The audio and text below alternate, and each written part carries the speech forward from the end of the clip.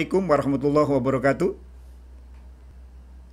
Waalaikumsalam. Selamat siang dan salam sejahtera. Oke GC ya. Jadi saat ini bab 1 kita pelajari harmonisasi hak dan kewajiban asasi manusia. Hak dan kewajiban asasi manusia dalam perspektif Pancasila. Ya, lalu bab 1 nanti anak sekalian ada 4 pokok bahasan, berarti ada 4 kali pertemuan sudah habis ditambah nanti ulangan ya. Yang pertama hari ini yang harus kita pelajari adalah konsep hak dan kewajiban asasi manusia. Di dalamnya, nah, hari ini yang harus kalian kuasai adalah makna hak asasi manusia, makna kewajiban asasi manusia. Nah, anak sekalian, sekarang Bapak ingin bicara soal hak asasi manusia dalam perspektif Pancasila. Maknanya adalah bagaimana sih Pancasila memandang hak asasi manusia itu. Apakah hak asasi manusia itu diatur dalam Pancasila? Apakah Pancasila itu mengatur hak asasi manusia?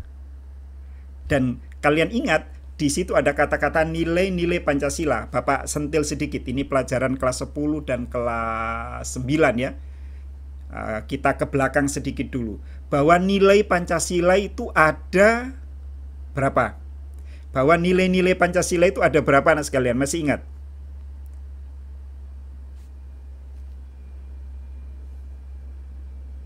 Ayo, ada berapa? Apa ada lupa ya? Sudah lupa. Ada 3 ya, ada 3. Ada nilai dasar, ada nilai instrumental, dan ada nilai praksis. Wah, dulu nggak bisa, sekarang lupa ya. Loh, tinggal 5 saja ini yang membuka kamera ini. Jadi saya Bapak seolah-olah mengajar 5 orang. Nah, nggak apa-apa, yang lain sambil tiduran mungkin barangkali, atau belum pakai pakaian. Nah, anak sekalian, jadi maksudnya hak asasi manusia dalam perspektif nilai Pancasila adalah Pancasila kita hubungkan dengan Pancasila dengan 3 nilai tadi. Nilai dasar. Nilai dasar itu disebut juga nilai ideal. Nilai ideal itu ada 5. Bukan balonku saja yang ada 5. Nilai ideal itu ada 5. Ya. Apa saja itu? Ya, seperti ada di dalam Pancasila. Ketuhanan, kemanusiaan, persatuan, kerakyatan, dan keadilan. Itu nilai dasar atau nilai ideal Pancasila. Yang kedua, nilai instrumental. Nilai instrumental itu artinya nilai-nilai dasar tadi sudah diwujudkan menjadi peraturan-peraturan perundangan. Menjadi hukum lah, ringkasnya begitu. Nah, apa saja bentuknya? Undang-undang dasar, ya, menjadi tata urutan peraturan perundangan di Indonesia. Pelajaran kelas 8 itu. Undang-undang dasar, bawahnya undang-undang dasar ada apa? TAP MPR, bawahnya TAP MPR ada apa? Undang-undang strip Perpu, bawahnya bawahnya undang-undang ada apa? PP, peraturan pemerintah, bawahnya peraturan pemerintah ada apa? Kepres. Lalu bawahnya lagi ada perda provinsi, dan bawahnya lagi ada perda kabupaten kota. Itu nilai instrumental. Sementara yang terakhir, yang ketiga adalah nilai praksis, yaitu nilai Pancasila yang sudah dipraktekkan dalam kehidupan sehari-hari. Contohnya, Armeni kalau naik motor pakai helm. Dalam kesehariannya naik motor pakai helm, punya SIM.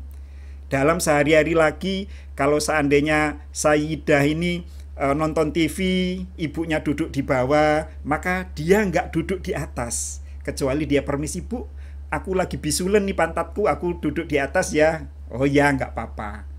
Minta izin, nah, itu adalah nilai praksis. Jika jalan barengan sama orang-orang lebih tua terutama, lalu kamu ingin mendahului, kamu bilang, permisi saya duluan, itu juga nilai Pancasila, nilai praksis namanya. Dan banyak lagi, ya. Dan banyak lagi, memberi sesuatu kepada orang dengan tangan kanan, itu juga nilai praksis. Dan kalian semua sudah melakukan itu. Oke, kembali ke HAM. Nah, bagaimana bagaimana Pancasila ini dirangkum di dalam HAM. Apakah HAM yang ada di Indonesia ini bertentangan nggak dengan nilai-nilai tadi? Ini yang kita bahas. Oke, sekarang ke pengertian HAM. Anak sekalian, ada yang tahu apa pengertian HAM? HAM, hak asasi manusia. Ada yang mau mencoba? Silakan. Barangkali setahun yang lalu sudah ada yang belajar. Nggak ada? Wah, ya sudahlah. Terpaksa Bapak harus menjelaskan. Oke, perhatikan. Oh, Aldisa sudah ada ya. Halo, Dis. Bangun tidur ya? Lo hilang. Oke, perhatikan. Bapak jelaskan tentang HAM. Anak sekalian, ada hak, ada HAM. Oke? Ada hak, ya. Lalu kemudian ada HAM. HAM adalah hak asasi manusia. Kalau hak, ya HAK saja. Nah, perhatikan dulu apa bedanya. Hak adalah sesuatu yang sepatutnya kita peroleh.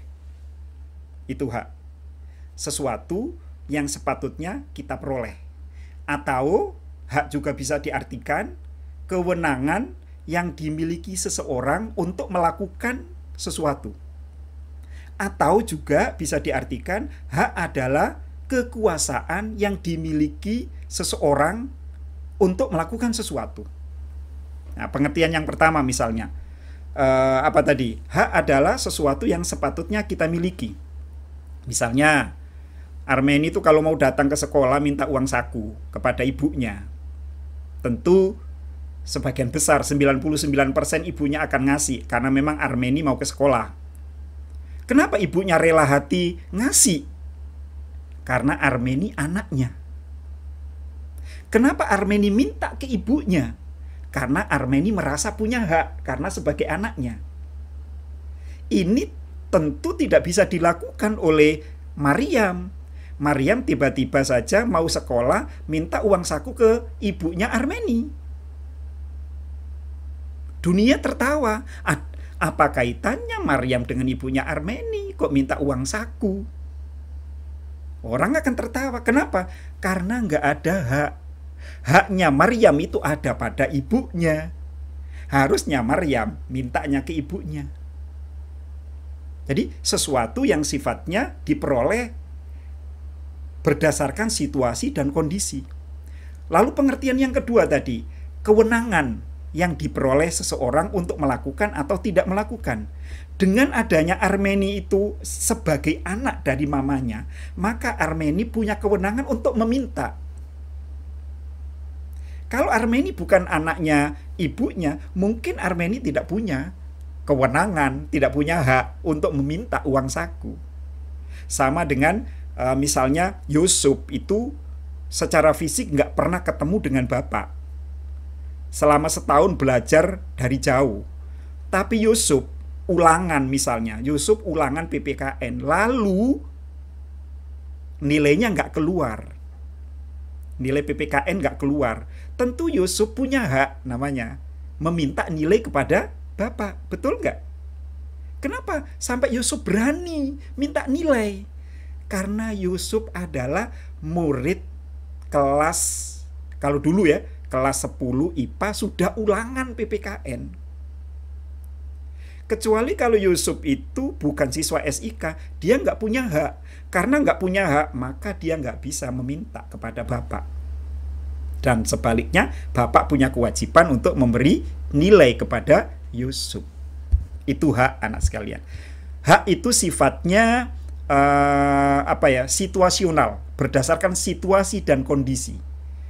Ada hak sebagai anak, ada hak sebagai siswa, ada hak sebagai warga negara, ada hak sebagai bapak, sebagai ibu, sebagai kakak, sebagai adik, sebagai tetangga, sebagai umat beragama, sebagai guru, sebagai kepala sekolah gitu. Punya hak masing-masing. Nah, bagaimana dengan HAM? HAM tingkatannya lebih tinggi, anak sekalian. Lebih mendasar. Namanya saja hak asasi manusia. Ya, hak asasi manusia. Apa itu pengertiannya? Hak asasi manusia adalah hak dasar. Nah, gitu ya. Hak asasi manusia adalah hak dasar atau hak pokok yang dimiliki oleh manusia sejak proses penciptaannya.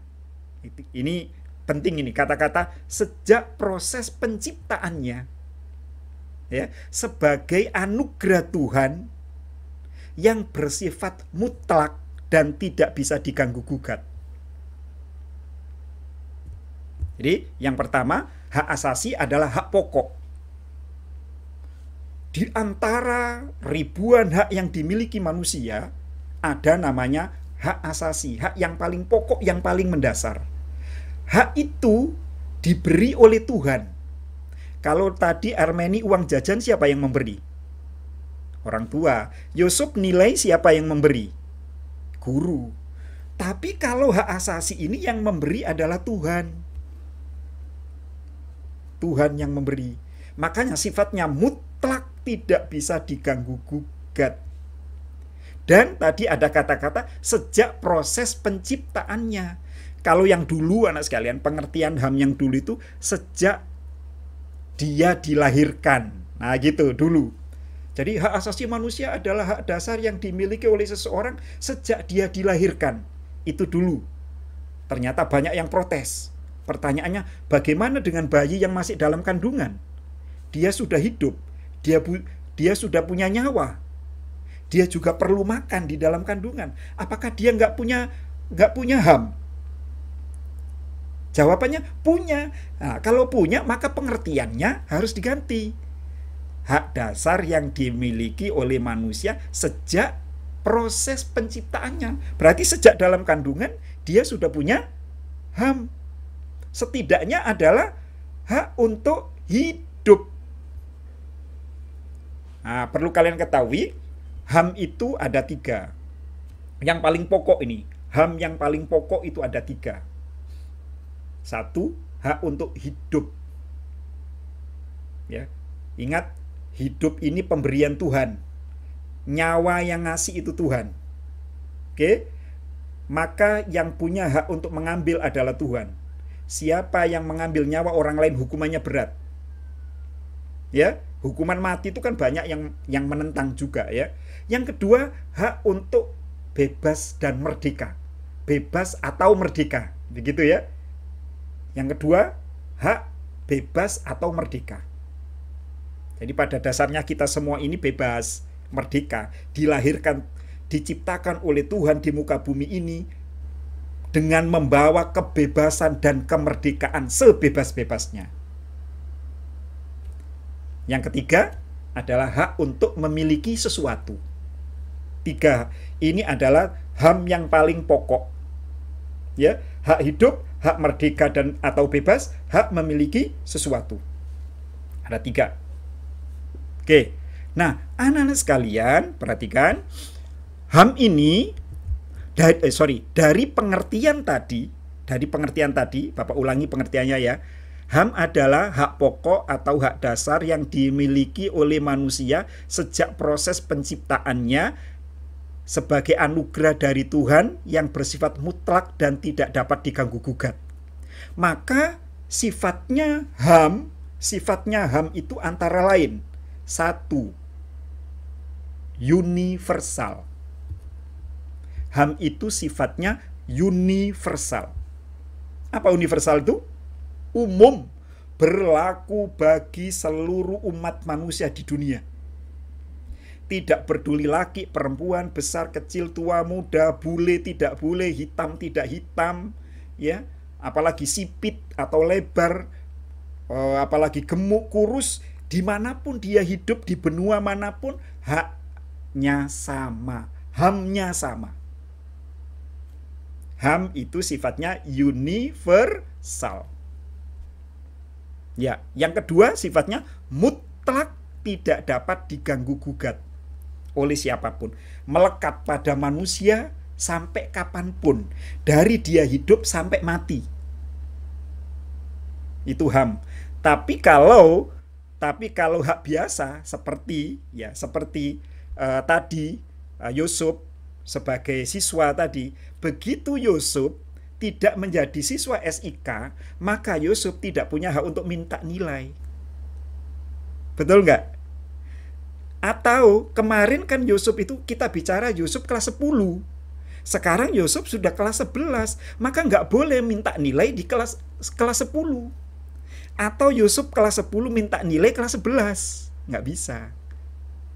Sifatnya situasional. Sebagai anak, ya ketika menjadi anak saja punya hak. Begitu kamu sudah tidak menjadi anak lagi, misalnya orang tuamu meninggal, misalnya, kamu sudah nggak punya hak sebagai anak dari orang tuamu. Gitu. Bapak juga sama, punya hak sebagai guru. Lah kalau nggak ada muridnya, ya nggak ada lagi sebutan guru. Berarti nggak punya hak sebagai guru karena nggak ada muridnya. Walaupun bapak ngaku, saya ini guru, mana muridnya? Nggak ada, ya nggak punya hak. Akan gitu ya. Tapi HAM tidak. HAM itu menyeluruh bagi seluruh umat manusia sama. Oke ya. Dan nanti dari 3 ini anak sekalian dipecah-pecah lagi menjadi banyak sekali. Ya, menjadi hak berpendapat, hak mendapatkan pekerjaan, hak politik, hak ekonomi, hak sosial budaya, hak pertahanan dan keamanan. Tapi intinya 3 ini dulu. Oke. Selanjutnya, anak sekalian, walaupun kita ini punya HAM yang sifatnya mutlak, kita punya HAM yaitu hak untuk bebas merdeka, ya, dan hak memiliki sesuatu dan lain-lain. Perlu kalian catat bahwa dalam pelaksanaannya HAM itu tidak bisa dilakukan secara mutlak. Bapak ulangi lagi, bahwa HAM yang kita miliki itu dalam prakteknya tidak bisa kita laksanakan secara mutlak. Pokoknya aku punya hak untuk memiliki sesuatu. Misalnya begini, karena kamu punya HAM yang ketiga tadi adalah hak untuk memiliki sesuatu, itu hak yang paling dasar. Misalnya, ada dompetnya Adis ketinggalan di atas meja. Ya, lalu kemudian misalnya Maryam mengambilnya, ketahuan oleh Aldis. Terus Aldis bilang, itu kan punyaku. Iya memang punyamu, tapi aku kan juga punya hak untuk memiliki sesuatu. Bisa nggak seperti itu? Maryam alasannya tepat, aku punya hak untuk memiliki sesuatu dan aku ingin memiliki dompet itu. Tapi kata Aldis, tapi itu kan sudah punyaku. Gimana coba kalau semua manusia begitu? Ada mobil itu di parkiran sekolah itu banyak mobil, lalu kemudian kamu main ambil aja. Lalu kamu bilang, aku punya hak untuk memiliki sesuatu. Kalau seluruh manusia punya pemikiran seperti itu semua, kayak apa? Atau hak merdeka misalnya, hak merdeka atau bebas. Kamu sebagai manusia punya kebebasan. Itu pemberian Tuhan, kebebasan itu. Lalu kamu melakukan apa semaumu. Pernah Bapak kasih contoh begini. Seandainya kamu masuk kelas, di satu kelas 11 IPA itu, seandainya ini bayangkan kamu ada di satu ruangan kelas ya, satu kelas. Lalu kemudian Bapak bilang, anak-anak sekalian, 10 menit ke depan tidak ada peraturan. Kamu bebas melakukan apa saja, apa yang ada pada pikiranmu, lakukan. Hafiz main basket, Armeni karaoke, kemudian Sayida mungkin main handphone, Aldis tiduran, ya, Yusuf sedang belajar mengaji, lalu kemudian Maryam belajar memasak, ya, lalu kemudian yang lain yang nggak kelihatan mukanya ini, misalnya ya ada, mohon maaf, ada yang pipis, ya, ada yang coret-coret, ada yang lompat-lompat, ada yang melempar kaca dan lain sebagainya. Apa yang terjadi?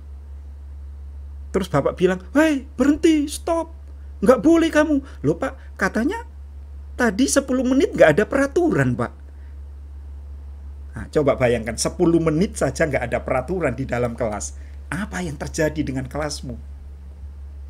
Bayangkan tuh, Seandainya jalan raya itu nggak ada aturan, semua bebas, terserah. Pokoknya hari ini di jalan raya nggak ada aturan. Bos, ada yang jemur pakaian di situ, jemur badan di situ, mandi di situ, ya. Truk lewat, kereta api lewat, sepeda lewat, ya. Jualan di tengah jalan, luas luar biasa. Bisa disebut jalan raya? Ya nggak bisa. Bisa orang melaksanakan haknya? Nggak bisa. Artinya, anak sekalian, kebebasan kita, HAM kita, itu tidak bisa dilaksanakan karena berbenturan dengan HAM orang lain. Armeni ingin punya ini. Ini kelihatan ini bagus ini.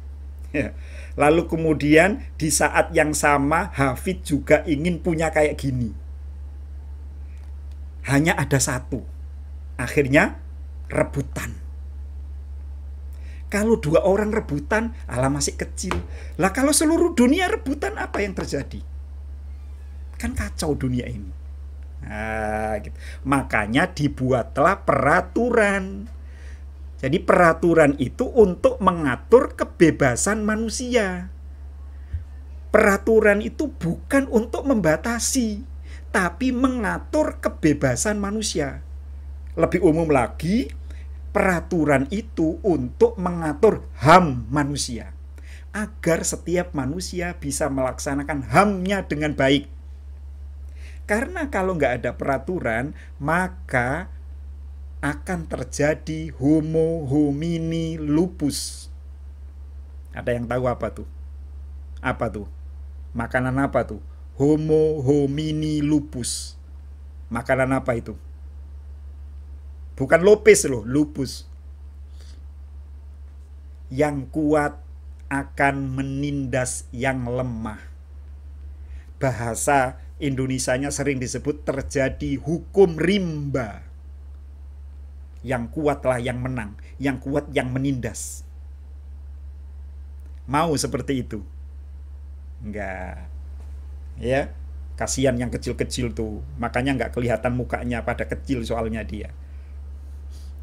Jadi anak sekalian, walaupun kita punya HAM yang dasar diberi oleh Tuhan, sifatnya mutlak, tapi dalam prakteknya nggak bisa kita lakukan dengan mutlak. Alasannya karena apa tadi? Berbenturan dengan HAM orang lain. Paham ya? Paham. Sampai di sini ada pertanyaan?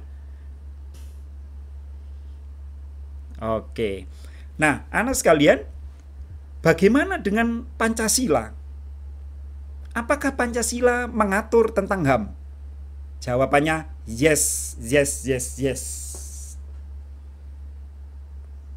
Di dalam sila-sila Pancasila, baik nilai dasar instrumental maupun praksis mengandung aturan tentang hak asasi manusia. Ingat, Pancasila sebagai dasar negara yang punya nilai 5 nilai itu dijabarkan di dalam Undang-Undang Dasar 1945. Karena Undang-Undang Dasar itu disebut sebagai nilai instrumental dari Pancasila. Dan di dalam Undang-Undang Dasar 45, ya, terutama hasil amandemen, diaturlah pasal-pasal khusus tentang HAM. Yaitu ada di bab 10A, pasal 28 sampai pasal 28J. Ada 10 pasal mengatur tentang HAM. Pasal berapa tadi? Bab berapa di dalam Undang-Undang Dasar? Bab 10A. Pasal 28A sampai pasal 28J. 10 pasal mengatur tentang hak asasi manusia. Anak sekalian, pasal-pasal ini, pasal-pasal yang mengatur hak asasi manusia, artinya yang terikat oleh pasal-pasal ini tidak hanya warga negara Indonesia, tapi semua manusia yang ada di Indonesia. Semua manusia yang ada di Indonesia dijamin HAM-nya oleh Undang-Undang Dasar. Maknanya negara Indonesia wajib melindungi HAM semua manusia yang ada di wilayah Indonesia. Demikian juga kalau orang Indonesia ada di negara lain, seperti kita sekarang yang mayoritas ada di Malaysia, HAM kita juga dilindungi oleh negara Malaysia. Karena HAM itu sifatnya apa tadi? Sifatnya apa? Universal. Umum bagi semua manusia. Nah, dalam prakteknya anak sekalian, walaupun universal, masing-masing negara itu punya kekhasan di dalam mengatur, melindungi, dan menjamin hak asasi manusia. Punya khas tersendiri. Apa yang mempengaruhi? Yang mempengaruhi adalah dasar negara dan ideologinya masing-masing. Hak asasi manusia di Indonesia, cara penjaminannya disesuaikan dengan Pancasila. Karena Pancasila adalah ideologi negara Indonesia. Berbeda dengan negara Amerika misalnya. Amerika itu ideologinya liberal. Maka HAM Malaysia, HAM Amerika beda pelaksanaannya dengan HAM di Indonesia. Orang Amerika itu, Bapak tunjukkan, HAM-nya, karena HAM-nya itu berdasarkan ideologi kebebasan, ideologi liberalisme kebebasan, maka prinsip mereka adalah hak tiap-tiap manusia harus dijunjung tinggi. Semua orang bebas sebebas-bebasnya melakukan sesuatu. Yang membatasi adalah kebebasan orang lain itu saja. Selagi tidak ada orang yang dirugikan, maka kamu bebas melakukan apa saja yang kamu mau. Maka kamu jangan heran, di sana yang namanya kawin atau menikah sesama jenis legal. Menurut mereka itu HAM. Indonesia, no. Ada sila pertama. Ketuhanan yang Maha Esa. Amerika nggak punya sila pertama. Nggak mengenal ketuhanan. Ya, contoh lagi. Ada namanya di Amerika, Eropa itu ada namanya kaum feminis. Feminisme ya. Kaum feminisme. Yang menuntut persamaan laki-laki dan perempuan. Sampai konyolnya ya. Kalau di pantai atau di kota, laki-laki itu boleh berjalan pakai celana pendek saja, tanpa baju. Maka perempuan juga menuntut agar dia dibolehkan hanya pakai bawahan saja, nggak boleh atasan. Nggak pakai atasan. Sampai dia menuntut seperti itu. Dia juga menuntut bahwa orang-orang yang memakai jilbab itu katanya penindasan. Karena HAM-nya ukuran dia, ukuran kebebasan dia. Orang menjadi PSK, menjadi bintang video porno, itu haknya dia pribadi. Orang lain nggak boleh. Dan itu ditanamkan kepada mereka sejak kecil. Maka mereka tidak risih. Karena memang itulah ideologinya. Indonesia? No, tidak. 10 pasal tadi, 28A sampai 28C, tidak mengatur itu. Karena kalau ada, itu bertentangan dengan sila Pancasila, sila pertama, ketuhanan yang Maha Esa. Ajaran agama apapun di Indonesia tidak mengenal yang seperti itu. Paham anak sekalian ya? Jadi, walaupun setiap negara itu punya undang-undang yang mengatur tentang hak asasi manusia, tapi pelaksananya berbeda-beda, disesuaikan dengan ideologinya masing-masing. HAM di Indonesia harus disesuaikan dengan Pancasila. Pancasila sebagai nilai dasar ada 5 dan nilai instrumentalnya ada Undang-Undang Dasar. Undang-Undang Dasar sudah mengatur pasal 28A sampai pasal 28J. Lalu turun lagi ke bawah, dijelaskan lebih terperinci, ada namanya Undang-Undang HAM. Undang-Undang nomor 39 tahun 1998 tentang hak asasi manusia. Nah, begitu anak sekalian, hak asasi manusia di Indonesia. Ada pertanyaan sampai di sini? Silakan. Ayo Fis, tanya Fis. Sup, silakan tanya. Mariam, Aldis, Armeni, Sayida. Oh iya, ini Bapak belum pernah lihat Sayida ya? Sudah sejak kelas 10 ya Sayida ya? Atau baru masuk? Iya Pak. Sejak kelas 10. Oh, tapi kok Bapak lupa ya? Ya udah, berarti masih kerasan. Sekarang posisi di mana? Di Kuala Lumpur. Oh, di Kuala Lumpur. Oke. Ayo silakan kalau ada pertanyaan. Aldis masih di Putrajaya? Masih Bapak. Oke, selamat kerasan di Putrajaya. Kalau tidak ada anak sekalian, pertemuan kita untuk kali ini perkenalan tentang HAM cukup ya. Selanjutnya kalian bisa mempelajarinya di GC. Ada bentuk PDF, ada bentuk YouTube, ada bentuk Word ya, ada bentuk doc, semua lengkap Bapak kasih di situ. Kalian pelajari sampai malam nanti juga boleh. Bapak lupa ada tugas apa enggak ya? Lupa Bapak. Kayaknya enggak ada sih. Ya. Oke lah anak sekalian. Terima kasih atas perhatiannya dan kehadiran kalian di forum yang berbahagia ini. Kalau Bapak di kamar kedinginan makanya pakai jaket ya. Enggak biasa pakai AC. Aduh. Lalu kemudian kalian mudah-mudahan dalam keadaan gembira. Yuk, terima kasih. Assalamualaikum dan salam sejahtera. Bye-bye. Waalaikumsalam warahmatullahi wabarakatuh. Silakan. Iya.